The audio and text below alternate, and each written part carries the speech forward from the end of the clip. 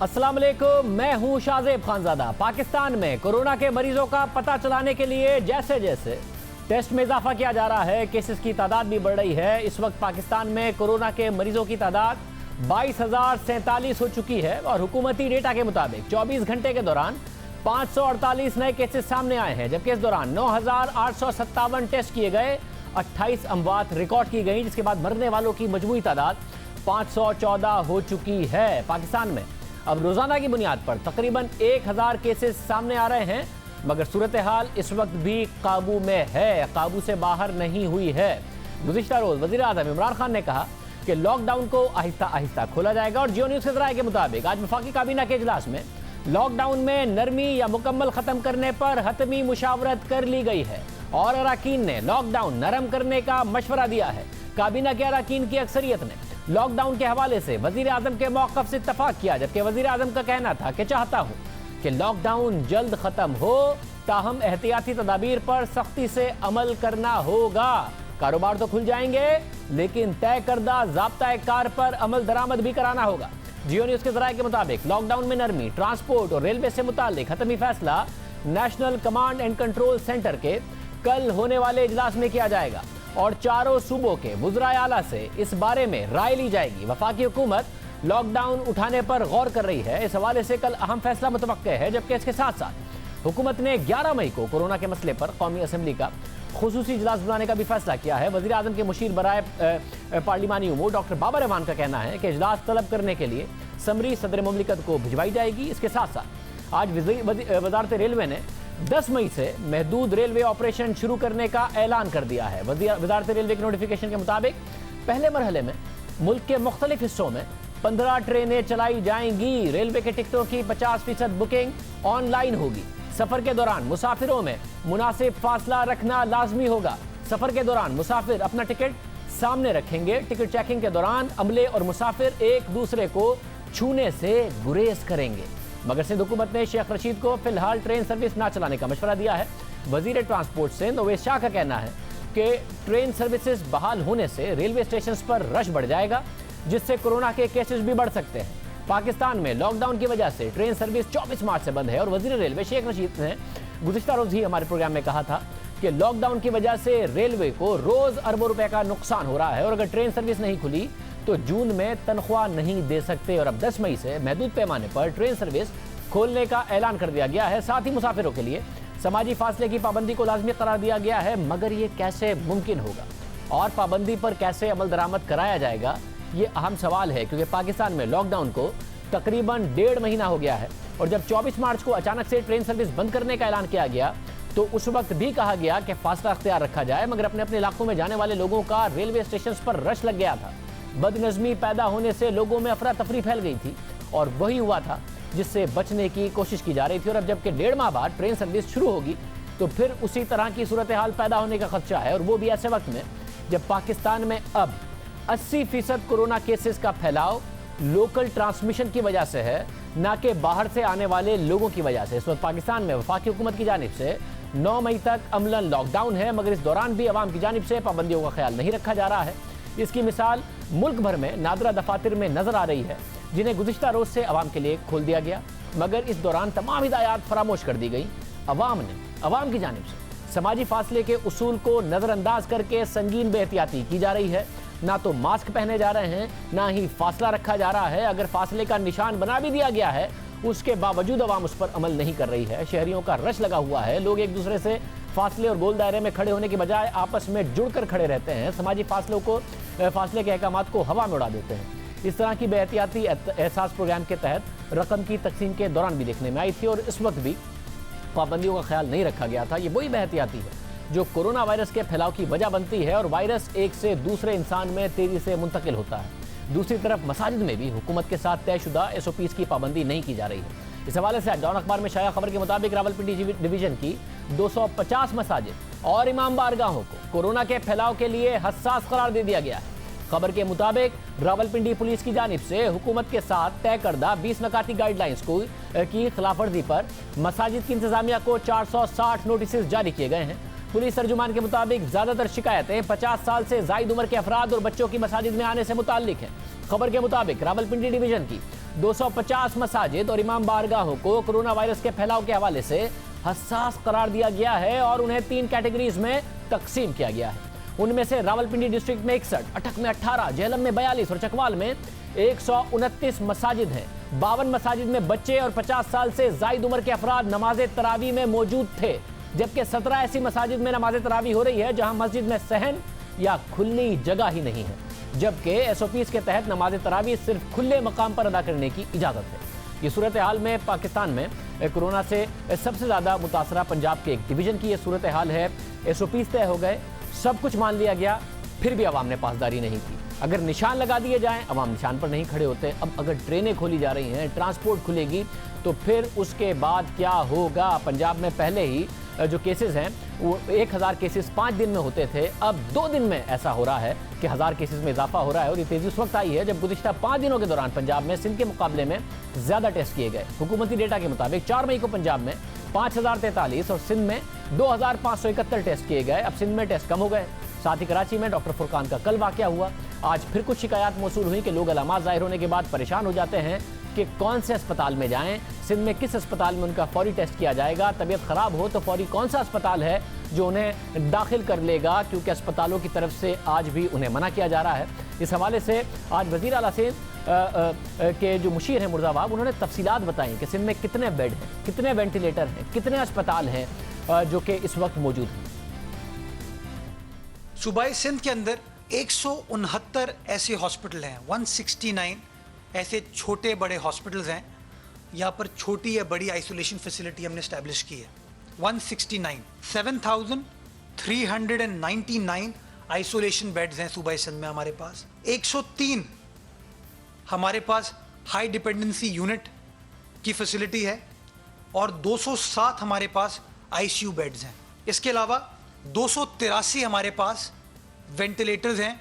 ये मैं सारी सरकारी सतह पर आपसे बात कर रहा हूँ, जिसको गवर्नमेंट ने कोविड पेशेंट्स को डील करने के लिए मुख्तस कर दिया है कि कोविड का जो पेशेंट आएगा उसको डील करने के लिए 283 वेंटिलेटर्स आपके पास अवेलेबल है।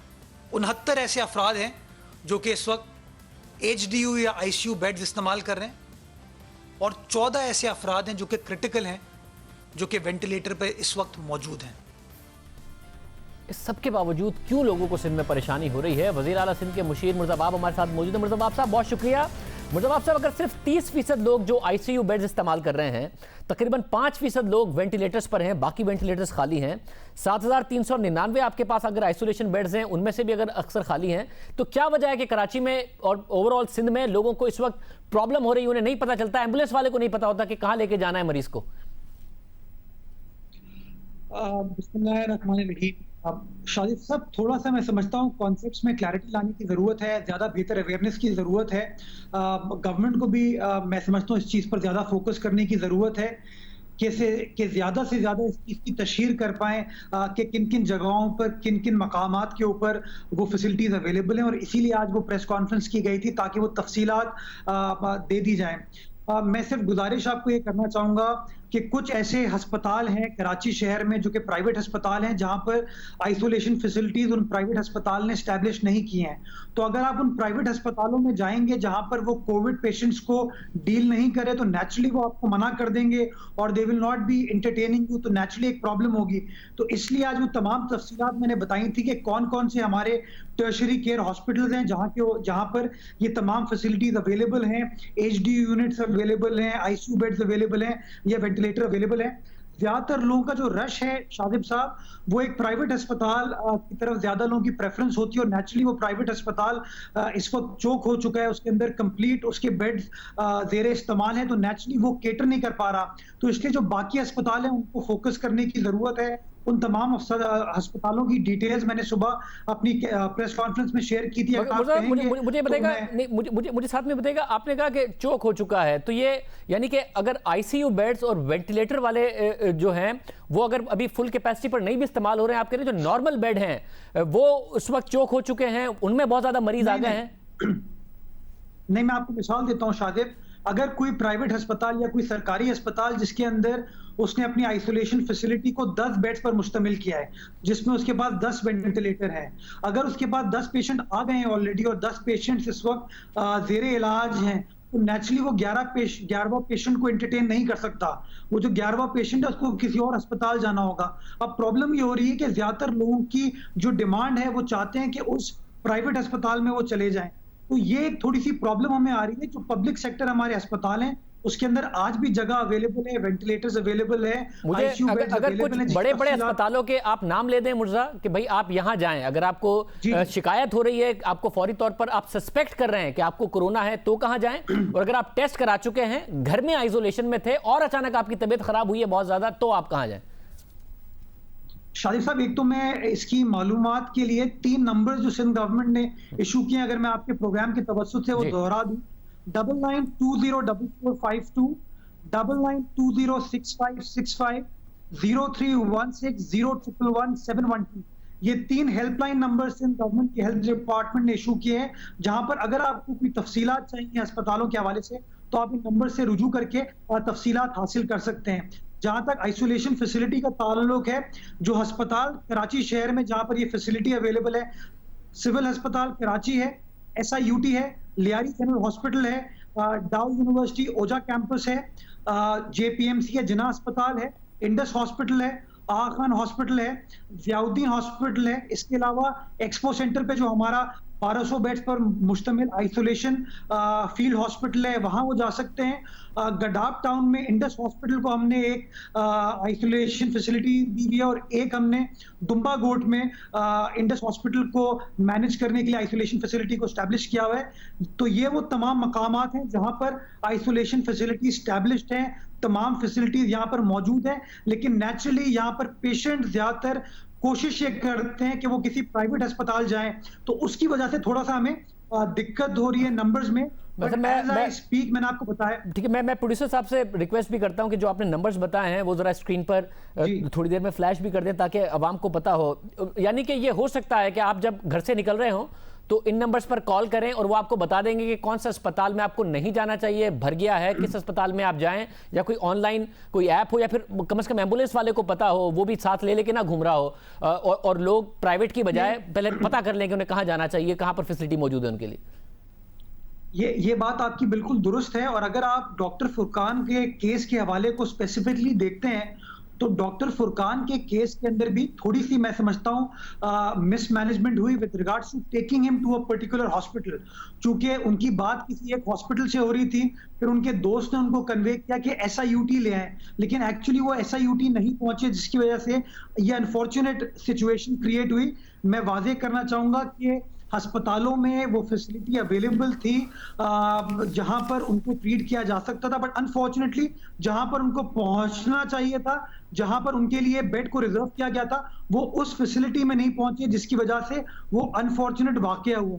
दूसरा, शादिब साहब, मैं आवाम की अगेन अवेयरनेस के लिए बताना चाहूंगा कि सिंध गवर्नमेंट का टारगेट ये है कि अगर आपको सिम्टम्स हैं तो आप हमसे रुजू करें, आप किसी अस्पताल या लेबोरेटरी ना जाएं, आप हेल्थ डिपार्टमेंट से रुजू करें। हमारी टीम आपके घर आएगी, आपका टेस्ट लेगी और टेस्ट के बाद आपकी जो रिपोर्ट होगी वो आपके साथ शेयर करी जाएगी। उसकी बुनियादी वजह शादिब ये है, जब आप अनअवेयर हैं कि आप पॉजिटिव हैं नेगेटिव और आप खुदा न खास्ता अपने घर से बाहर निकलते हैं, आप किसी अस्पताल जाते हैं, आप पब्लिक ट्रांसपोर्ट इस्तेमाल करते हैं या कोई और फैसिलिटी इस्तेमाल करते हैं, तो ये पॉसिबिलिटी है कि आप इस वायरस को ट्रांसमिट कर सकते हैं। तो हमारी रिक्वेस्ट तमाम शहरियों से ये है कि जो शख्स ये समझता है कि उसको इसके सिम्टम्स हैं, उसको ये टेस्ट हो सकता है, पॉजिटिव हो सकता है, तो हमारे नंबर्स पर हमसे रुजू करें, हमारी टीम उनके पास से आएगी।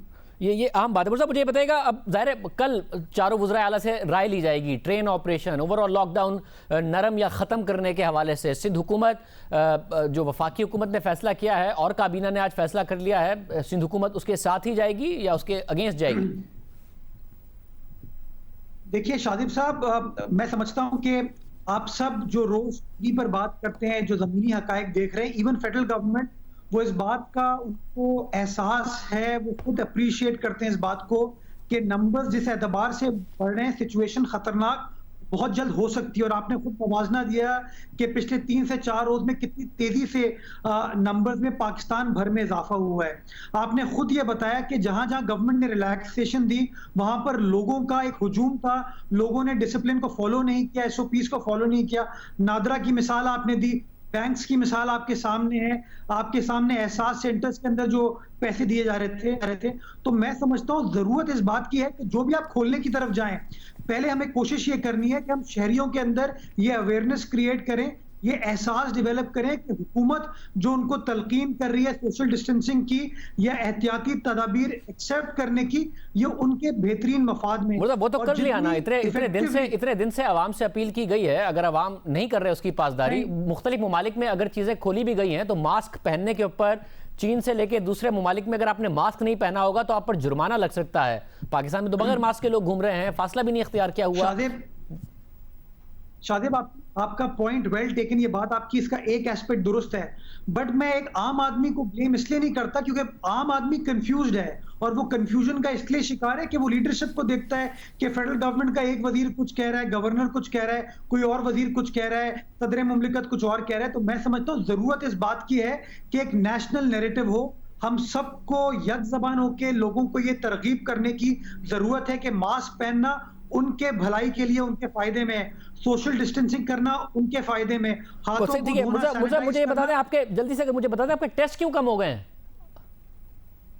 शादेब, आज मैं सुबह प्रेस कॉन्फ्रेंस में भी ये जिक्र किया था कि हमारी इंस्टॉल्ड कैपेसिटी तो 4800 है, लेकिन मैं जबरदस्ती किसी का टेस्ट नहीं कर सकता हूं।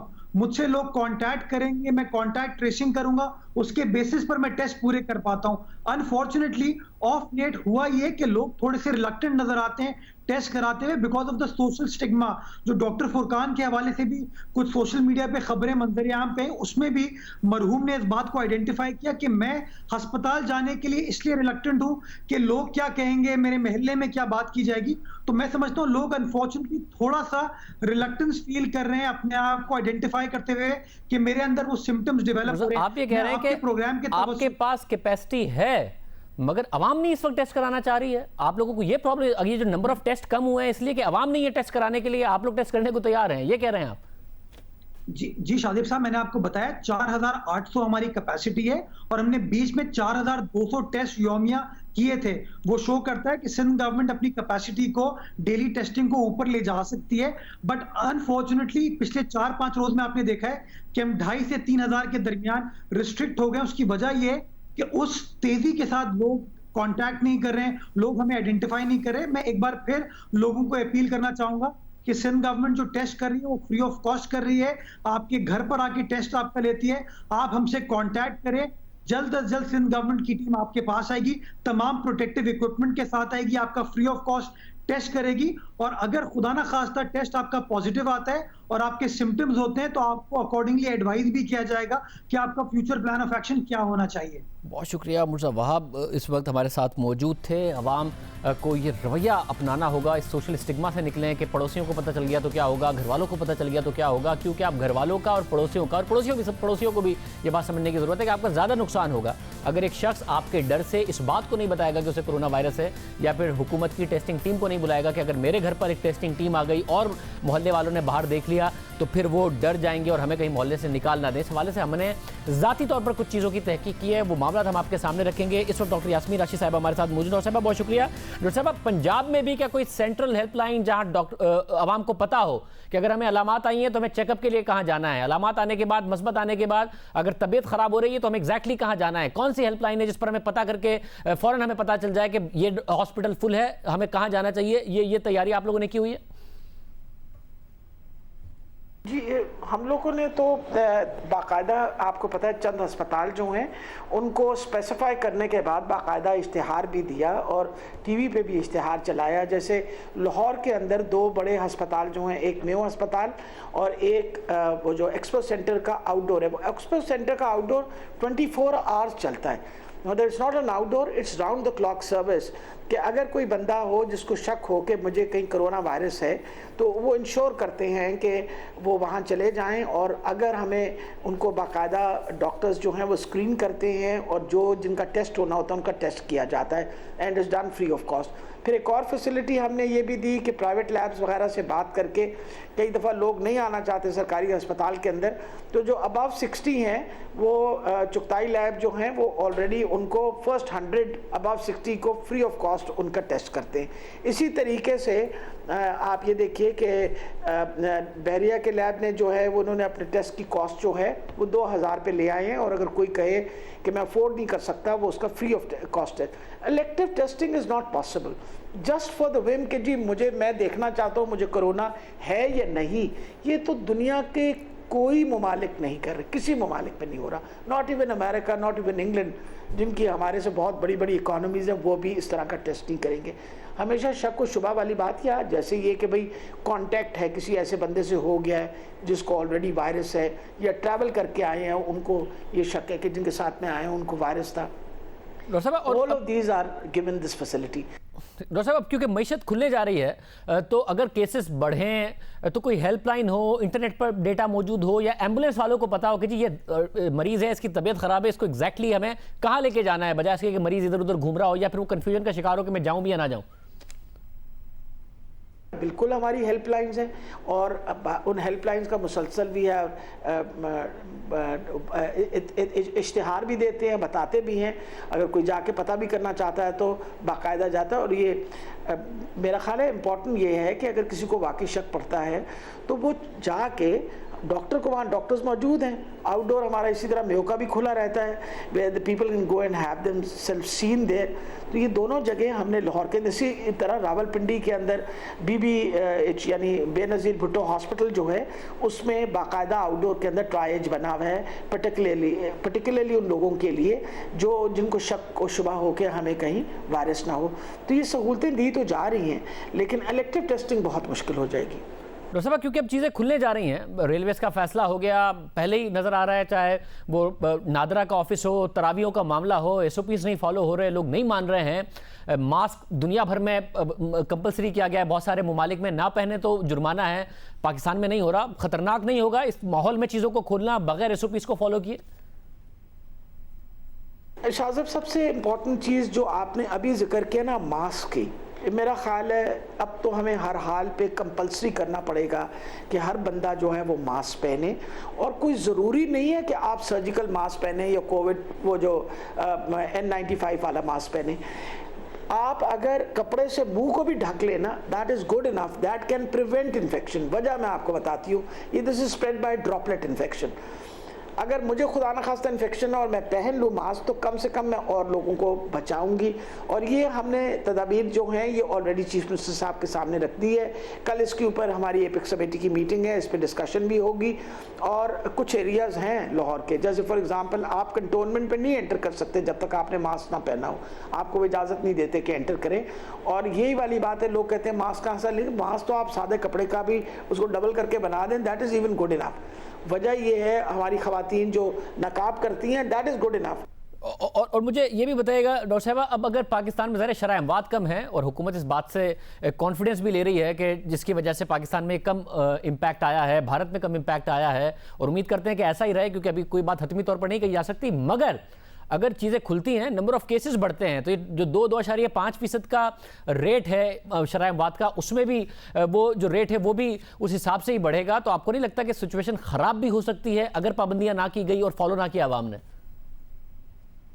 अगर तादाद बढ़ी मरीज़ों की तो जो तनासुब है डेथ्स का वो भी नेचुरली बढ़ जाएगा, और फिर हमारे लिए वाकई एक फ़िक्र की बात होगी, क्योंकि नेचुरली अभी जो इस वक्त हमारे पास वेंटिलेटर्स वाले जो पेशेंट्स हैं उनकी तादाद अभी बहुत कम है। अगर मैं पंजाब का हिसाब भी लगाती जाऊँ तो अभी तो बहुत कम है तादाद, लेकिन ये अगर ज़्यादा लोग इन्फेक्ट हुए तो फिर इनकी तादाद बढ़ने की वजह से अस्पतालों पर ज़रूर बोझ पड़ेगा।